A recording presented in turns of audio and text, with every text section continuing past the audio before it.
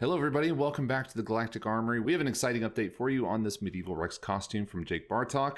It's been a while, but we have a lot to cover in this video. You can see there's a lot of pieces here, a lot of soft goods, a lot of leather parts, and that's what we're going to be covering. My name is Aaron, and with me here again is Jamie, who did most of the work in this video. He's going to explain to us how he learned leatherworking from scratch, basically, right? Yeah, that's right. It was a great task to be put on, and it was something I've always wanted to learn. And this was the first real big test of these skills. Thank you, Jake Bartok, for designing so many cool soft goods for this kit, because it really makes this kit look of a specific era as soon as you start adding leather pouches and straps all over. As we looked closer and closer at the references from his artwork, we're like, dang, this guy has so many just belts, buckles, pouches. And we did our best to kind of combine all the different references into a singular concept that we were happy with. So throughout this video, we're going to talk about a load of things like how to make a leather belt, leather pouches, how to treat leather afterwards, and how to dye leather. And a lot of these skills are very transferable for even leather armor and making things for a variety of settings, whether it be medieval like this, but also for your Mandalorian costumes or anything like that. Along with all the leather goods, we also got some soft goods, some fabric goods from our friend Somerset Sews. So be sure and check out her link in the description. She made this comma for us, which is just fantastic, as well as the banner, which goes on top of a very big spear that we're also going to be talking about today. We've got a lot to cover, Jamie, so let's jump right into it. Yeah, let's get started. So we're going to start with one of the more simpler aspects of leatherworking, and that's the belts. This costume has a lot of them. Jamie, how do you start the belt making process? So with a leather belt, you want to make sure that you are using a thinner material. Now, leather is often referred to as different degrees of ounces, and that just denotes the thickness of the leather. We're using about a 5 or a 6 ounce leather strap here that's 2 inches thick, and the plan is that we're going to use this little handy guide to create some punch points. Now, this is just, we're going to create some holes in the leather that we're going to fold over itself and rivet closed. This will accept a buckle. In the middle of where this will fold, we need to make sure that a rectangle is cut away, and this will accept the tongue of the buckle. So I'm just going to use a awl here, a scratch awl, that will mark and mar the leather, and we'll use a good guide for a leather punch that we're just going to use to cut some simple holes that will accept a rivet. Yeah, and that rivet's going to provide a really strong hold to keep that leather together, right? Yeah, that's all you really need. You don't need to apply any adhesive. It's all very physical and mechanical. It's a simple process. And you can do that on the other side as well, whilst you have the leather punch ready, because, well, the belt needs to loop through something, and the tongue needs to go through these little holes that will prepare the sizes that you need. Once we have the guide used and the holes punched through, we just fold it over itself and prepare the rivets. Fun thing about those belt buckles too, when I was looking for ones that kind of matched the references, the closest thing I could find were Civil War reenactor belt buckles. Oh, so okay. That's what this is. Interesting inspiration. But before we put in the rivets, we want to make sure that any sort of decorative effects are added, because it'll be a lot more difficult when there's a big metal buckle in the way. So that's why I use this groover. And all this does is, one half is just a little guide that you use to measure out the distance from the edge.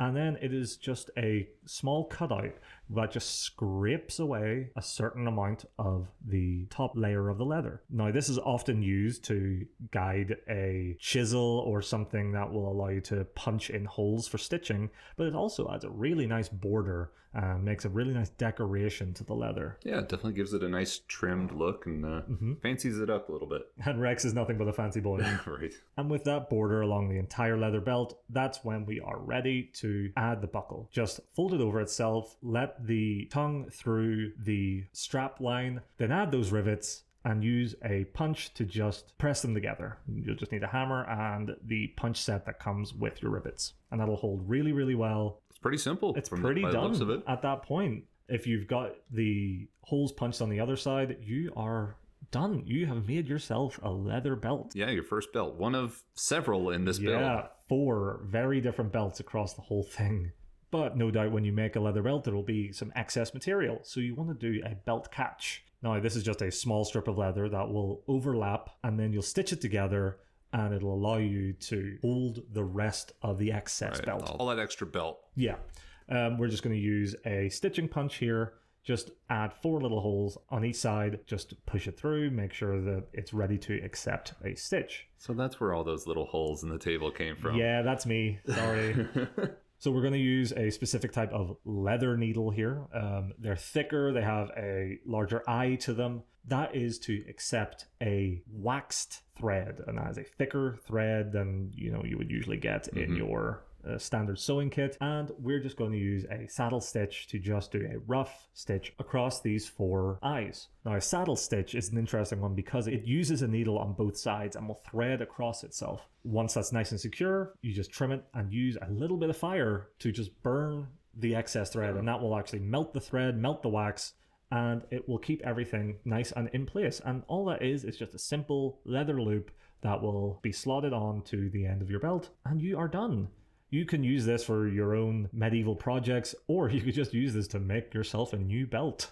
The Captain Rex in the references has a lot of, we'll call it a tail. Like the leather belts, there's a lot of leftover in this. Some of it wraps around itself and forms almost a half knot. A lot of it does not, right? Yeah, it's a really nice sort of decoration for his armor. It adds a little bit of dynamism to the entire outfit.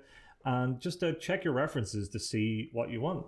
Well, we want to make sure that the edges of the belt are nice and finished. So we want to make sure that we use something called a slicker or a burnishing tool, which is just this little wooden tool here with some grooves in it. And using this with a mixture of something like beeswax or a liquid called gum tragacanth. That's right. Yeah. I got it. And using that on the edges and using the slicker basically just adds a little bit of heat to it. And with these materials, it will seal the edges and it will get rid of any frayed edges and frayed material. And you will have a nice slick finish. The heavier the ounce of the material, the shinier the finish you get. And when you go all the way up to 12 ounces, like our Pauldron is made of, you'll actually get an almost glassy finish. It's really, really nice. But this way, you clean up everything, you clean up your work, and that's it done. You look relatively professional, something to be really happy with. Absolutely. So belts were relatively simple. We're going to move on to something a little bit more complex. A lot of pouches across this armor set as well. Yeah, and these pouches use a lot of the same experience that you'll get from working on a belt. Now, a belt is a great place to start, but then this is your first time that you'll really start to use complex patterns and, most importantly, sewing methods. Now, we got these patterns that seem to match the references by Jake Bartok by a designer called Diesel Punk Row on Etsy, which we will include a link to in the description. They do fantastic patterns for belts, pouches, bags, masks, and armor. And all we did was print off these pages and use some see-through tape just to attach it to our 6-ounce leather. And following the guide, we clip the edges and make sure that we use a leather punch to pre-cut out any of the stitching lines. Using the guide, you can just attach these pieces bit by bit using a saddle stitch, and which is a back and forth method which goes inside and out and will gradually pull these pieces together, and bit by bit you will begin to see this pouch form. You're using a lot of the same methods that you use for the leather belt, but it will take a lot longer. And what do you use to cut out the leather? Just a normal pair of scissors, or? Well, I like to use a box cutter or just a simple scalpel or something like that. You need to get really sharp, clean lines, and you want to make sure that the ruler that you're using is hefty, straight, and you don't want any deviations because you might actually end up wasting a lot of leather doing this. We have a nice steel square ruler for this, which is a nice weight. You'll get some good lines and a lot of control. But then just know that if there's any slippage, you can clean up afterwards. Leather can be a forgiving material. So to use that saddle stitch all around this pouch then? Yeah, and just making sure that when you're done with your lines, you clean up any excess on your thread and just attach it piece by piece, making sure that everything overlaps well. And just know that if the shape isn't forming, there's a lot of things that you can do to help that. Some people use just some water. They will soak their leather in water, and that actually softens the leather really nicely that you can shape it. So once it dries out, you will actually hold the shape that you left it in. But we used a much simpler method and just filled the pouches with foam. Yeah, I'm very excited to put like snacks or something in there for when we go to conventions in this armor. Yeah, and that will hold the shape really well. So if you actually submerge these pouches in water with that foam in there, it will relatively hold the shape that you left it in. Even with the foam out of it then. Yeah, right? exactly. That's the goal anyway, because we need to make sure we get your snacks for conventions. Yes, absolutely. So once we rivet in a little tongue to hold the pouch closed, we also include a Chicago screw style catcher. And this is in brass, so it'll be really nice and it'll be a nice accent to the whole thing. Once everything's put together and we've added the foam, we're pretty much done. You just have to do it several times. Yeah. And I think it came out really nice, especially for a first attempt.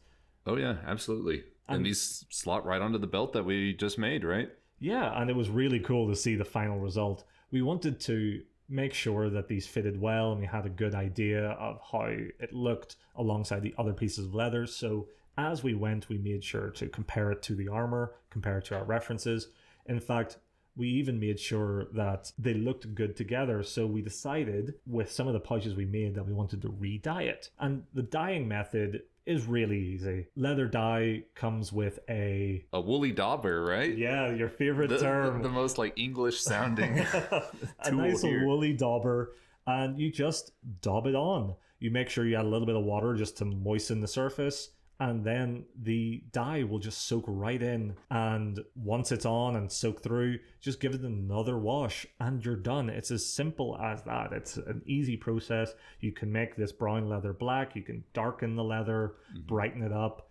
It's really nice, and everything came out really well. But it will create a little bit of a matte finish, which we want to bring out. We want to make sure that this leather looks, eye-catching. So I just used some simple shoe polish, which both standardized the surface, and any variations and streaks ended up being buffed out, and it added a little bit of like a satin shine to the whole thing. Part of this whole reason of dyeing is to make the leather more uniform. I bought a lot of dark chocolate brown leather from different suppliers, and apparently that can vary greatly a bit depending on who is making the leather. So this just kind of brings everything together, makes the leather look like it was cut from the same cow. A really cohesive result in the end. And that's a great tool to use, and we ended up using that same method to make our pauldrons. A lot of these same tools and same methods were used across the entire project. Yeah, do you want to talk about the pauldron a little bit? Yeah, so it was really simple in the end, but just time consuming. This was the first attempt I ever did at making my own pattern, and I think it came out quite well, and we wanted to use some of the techniques that people use to make standard Star Wars pauldrons, but make it a little bit more medieval. That's why I used the painstaking method of hand stitching the whole thing. I see that band-aid on your finger too. Yeah, it was a learning experience. Now what's this tool that you're using between your legs there? It is a stitching pony, and this is really just a third set of hands. You will need both of your hands when doing a saddle stitch, and when you're dealing with thick, heavy leather like this, you want to make sure that it is in place. Otherwise, this will be a long and laborious process. And all it does is it just grips quite gently the leather that you're working on. Yeah, it's made of wood, so it won't scuff or mar the surface of your leather. And then that just allowed me to get through this process, which I have to say, it did take quite a while. That hand stitching method is no joke. And that pauldron leather is a way more ounces than the belt leather, for example. Yeah, this is a thick 12-ounce leather. You can get it really nice polished edges, but it is... each individual hole takes a heavy punch. And this originally came as like a light tan or like a light veg tanned leather, right? That's exactly it. It was basically just raw leather. And using the same method that I learned from dyeing our pouches, I just re-dyed this veg tan leather just a simple black. And it only took one pass to get this jet black finish without anything. And finally, when it came to this leather, given it was so thick, we wanted to make sure that it was shaped to the eventual chest plate that it was on. And when it's all together, that's when we soaked in a lot of water into this, and it becomes super pliable, a super shapeable leather. And that allowed us to perfectly form it to Aaron's chest plate, so it will hug the surface really well when it's finished. Then it'll have those curves that the hard armor plates already have. And so, whilst this came flat to begin with, it was able to gradually form it around the finished result. And I think it came out really cool. But keep in mind that these are all methods that I learned bit by bit, just going through leather belts, up to pouches, up to basically physical armor pieces. It's a really fun and useful tool to have in your arsenal in prop making. Yeah, absolutely. There's lots of characters that use lots of different leathers, and having even just a basic proficiency in handling leather can get you really far. Yeah, and even the individuals that don't like to use leather, all these techniques can be used in vegan leather as well. It's all really the same physical methods, and I would really recommend all of you learning these tools. There's a lot of fantastic YouTube videos out there that will train you the same way it trained me. All right, so that's a lot of talk about leather. We're going to move on to some of the other parts of the armor. Well, some of the other parts of the kit, actually. This giant spear. So with this giant spear, we're going to dive back into some classic prop making that we usually do here, but we're also going to be doing some new techniques. For the main pole arm of the spear, I'm using, I believe it's a 10-foot long, 1-inch diameter metal pole. Yeah, it's a lot easier to get a straight metal pole than it is to get a straight wood shaft that is 10 feet long. Right, and I wanted something with a little bit of weight to it. I'll probably get an alternate that's wooden, just so I can maybe split it up and use it for travel and to get into conventions a little bit easier. Yeah. But working the spear head, I'm going to be using some of our classic techniques, right? Yeah, this is the simple method that we use with all of our PLA prints, and it's just using a standard resin coat of SLA resin, just doing a quick coat of that, hitting it with some UV, cleaning it off afterwards whilst it's still a bit tacky, and then do our usual method of doing a rough sand with some 80 grit, hitting it with some Bondo, and then getting it gradually smoother and hitting it with filler primer between each layer. Really quick method, really quick item to work on. And we wanted to also use the same method that we did for Rex's hand axes. And this was hitting the main body with some aluminum Rust-Oleum and then taping off the edges, which will be the sharpest part, just so we can hit the rest of the body with a hammered metal paint, also by Rust-Oleum. It's going to make the edge look super sharp in comparison to the flat side of the spear. That's right. And then we wanted to make the flat side of the spear also look a little bit rough and worn and hard beaten. And so we just hit that surface with some darker metallics, some lighter metallics, just to create some variation on the surface. Rex uses his weapons with some high proficiency. And so it's very rare to see his stuff looking clean and new. When you're all done, you're going to top it off with a clear coat. Yep, just some matte spray paint, all just to keep it all in. And that's just the simple spearhead for this. And now we just need to give it a shaft to go on. This is kind of the fun part of the spear build, right? Yeah, this ended up being really surprising. What I did was just spray paint the main body with this caramel Rust-Oleum color, just a simple light brown. And then from trial and error, I realized that using just some simple wood finish varnish and a streaky old brush, you can actually recreate really well the knots and the grain of a actual finished wood piece. We were blown away by how well this finished. Yeah, we were all just blown away with, one, how amazing it looks, and two, how simple it was. Yeah, this was one coat of this wood varnish, and once that dries, now it does take a couple days to dry. This is a wood varnish that doesn't have wood to soak into, but when you leave that to dry, it'll be a little bit tacky, and we were really doing trial and error at this point. Once we hit that with a coat of Rust-Oleum matte varnish, it actually perfectly sealed in that tacky surface and made it really easy to handle, and actually made a really nice sort of satiny finish that looked pretty much near identical to a finished, oiled and varnished wooden spear shaft. This works for making a lot of different metals look wooden, right? Like, you should be able to apply this technique if you're trying to make metal look like wood anywhere. I think you could even use this technique on plastics as well. Okay. The same concept would work. It's just a method of using an old chip brush and a wood varnish on a surface that it wouldn't soak into. Right. And it's that chip brush that gives the grain effect of that wood. Yeah, the it natural ebbs and streaks. flows and streaks. Yeah. And so that's all of the parts that we worked on. Like I said earlier, we got the comma and the banner that is going to go on that spear from Somerset Sews. She does awesome work. But let's put everything on. I'm not going to put on the armor. I want to save that for the final video. So I'm just going to be putting it all on my body. It's not going to fit very well because it's meant to fit on top of the armor, but I think it'll still give you a good look at everything involved in this build video. This has been months of work, right, Jamie? Yeah, first I had to learn how to leatherwork and then I had to apply it. It's a long process, but it is so worth it. Seeing a full kit just absolutely covered in leather that you worked on yourself, it's really a special feeling. It's a different medium to working with plastic or other tools like that. This makes you feel really involved in what you're doing. Working with high quality leather, it just feels good. Typically working with 3D prints, if you drop it, you could accidentally break it or something like that. Working with leather, you can pry it, you can pull it, you can stamp it. It's a very tactile and enjoyable method of prop making. And also it creates a fantastic mixed medium between all your armor parts, your soft good, the leather, the metal. It really makes a kit go from a costume to almost looking realistic. Yeah, absolutely. You also made those axe holsters on the hip plates. We didn't talk about it, but very similar to some of the belt techniques that we talked about earlier. Yeah, if anything, it's the exact same method that we used for the leather belt catchers. It is just leather that is butted up together and sewn. And then I used rivets to just go straight through it into the armor below.